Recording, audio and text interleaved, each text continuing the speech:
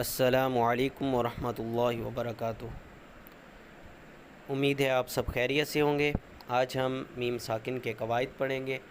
میم ساکن وہ میم یعنی جس پر نہ زبر ہو، نہ زیر ہو، نہ پیش ہو، اس پر کوئی حرکت نہ ہو، نہ کھڑی زبر، نہ کھڑی زیر اور نہ الٹا پیش، اور اس پر جزم کی علامت ہو، وہ میم ساکن ہوتا ہے۔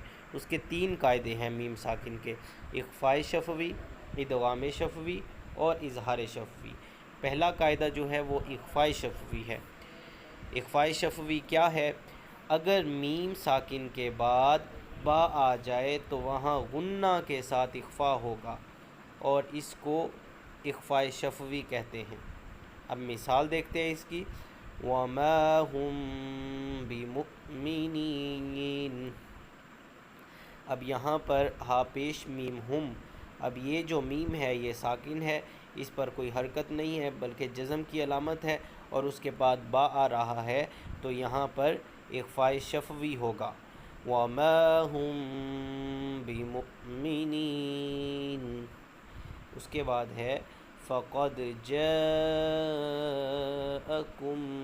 بَشِيرٌ۔ اب یہاں پر کم، فقد جاءکم، یہ جو میم ساکن ہے اس کے بعد با آ رہا ہے تو پھر یہاں پر بھی اخفاء شفوی ہوگا۔ اس کے بعد ہم میم ساکن کا دوسرا قاعدہ پڑھیں گے، ادغام شفوی۔ اب یہ ادغام شفوی کیا ہے؟ میم ساکن کے بعد میم آ جائے تو وہاں ادغام شفوی مع الغنہ ہوگا، یعنی میم ساکن ہو اور اس کے بعد ایک اور میم آ جائے تو وہاں پر ادغام شفوی ہوگا اور غنہ بھی کریں گے ہم ساتھ۔ جیسے اس کی مثال دیکھتے ہیں، جیسے وَكَم مِّن۔ اب ادغام کا مطلب ملانا، مدغم کرنا، ایک حرف کو دوسرے حرف کے ساتھ ملا دینا۔ تو جب ہم یہاں پر ادغام کریں گے تو ایک میم کو دوسرے کے ساتھ ملا دیں گے، ایک میم کو دوسرے میں مدغم کر دیں گے، تو یہ پڑھا جائے گا وَكَم مِّن۔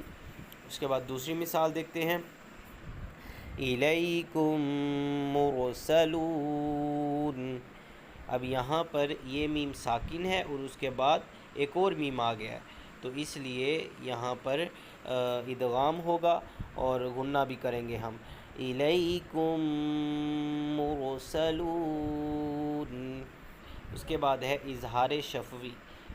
میم ساکن کے بعد حرف با اور میم کے علاوہ اگر کوئی حرف آ جائے تو وہاں اظہار شفوی ہوگا، یعنی با اور میم کے علاوہ الف سے لے کر یا تک کوئی بھی حرف آ جائے تو وہاں پر اظہار شفوی ہوگا۔ جیسے اب اس کی مثال دیکھتے ہیں۔ مثال کے طور پر لم یلد، لم یلد، اب اس پر غنہ نہیں کریں گے، ظاہر کر کے پڑھیں گے۔ اظہار کا مطلب ظاہر کرنا ہے، یہاں پر ہم غنہ نہیں کریں گے۔ لم یلد ولم یولد، الم تر الم نخلقکم۔ یہاں پر میم ساکن کے بعد یا آ گیا ہے پہلی مثال میں، اور دوسری مثال میں بھی میم ساکن کے بعد یا ہے، اور تیسری مثال میں میم ساکن کے بعد تا ہے، اور یہ سب حروف جو ہیں با اور میم کے علاوہ کوئی بھی حرف آئے گا تو اظہار شفوی ہوگا۔ اگر آپ نے ابھی تک ہمارے چینل کو سبسکرائب نہیں کیا تو آپ ہمارے چینل کو سبسکرائب کریں